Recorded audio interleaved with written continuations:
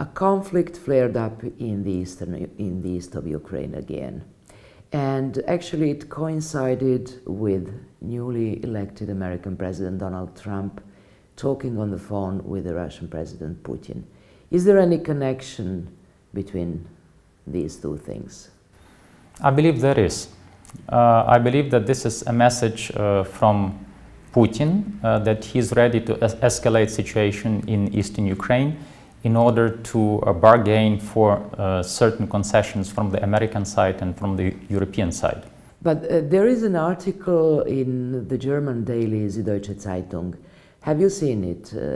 There is a claim by the author, and he refers to the government sources, German government sources, that it was Ukraine who started or renewed this conflict, hoping that by escalating the conflict, the sanctions, American sanctions against Russia, will actually not be erased anytime soon. I read similar articles both in Western media, in Serbian media, in Russian media, and I would suggest that we should refer and be guided by the reports of the OSCE monitoring mission in Ukraine. Those reports show that the overwhelming majority of the explosions were on or in the vicinity of the town of Avdiivka, which according to the Minsk agreements is under control of the Ukrainian troops.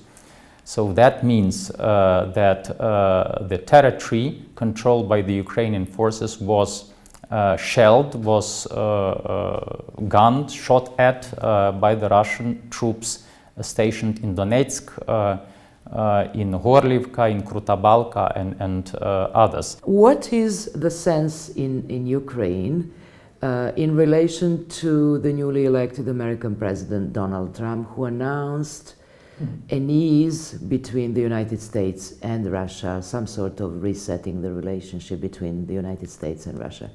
Is there a fear, a sense of fear in Ukraine that the Ukrainian crisis, so to say, will be forgotten, or that not enough attention from the American side will be paid to that crisis? There is no fear in Ukraine. After 3 years, we do not fear anything. I mean, after 3 years of this Russian aggression, I can reply with the words of President Poroshenko that we rely, first of all, on our own forces and on our own people. The President of Ukraine emphasized that we do not ask for any weapons or troops from the West. The only thing we ask for is unity of the European Union and preferably also of the United States to keep that political support and to keep sanctions against Russia. All right, my last question is connected to various theories growing in Serbia, also at the moment of the change of administration in the United States. So you could hear, for instance, a theory according to which Russian President Putin might be ready to trade Crimea for Kosovo or Kosovo for Crimea, meaning that if the West acknowledges that Crimea is Russian, belongs to Russia, then Putin would be ready to recognize Kosovo. Of course he would. What's your sense of this? Of course he would. I wish to say to the Serbian people, Putin does not care about Serbia at all. Forget about this, historical glory, friendship, and so on. All he cares about is to destroy Europe, to divide European unity, to destroy the European Union. And Serbia and the Balkans are just an instrument, a function to reach that goal.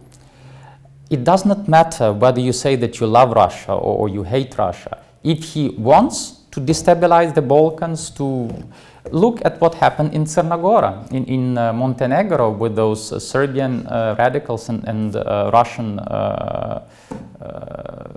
so-called nationalists. I'm sure that they belong to the security services. So Russia was using the Serbian people to attack your neighboring country. Is it an act of friendship towards Serbia?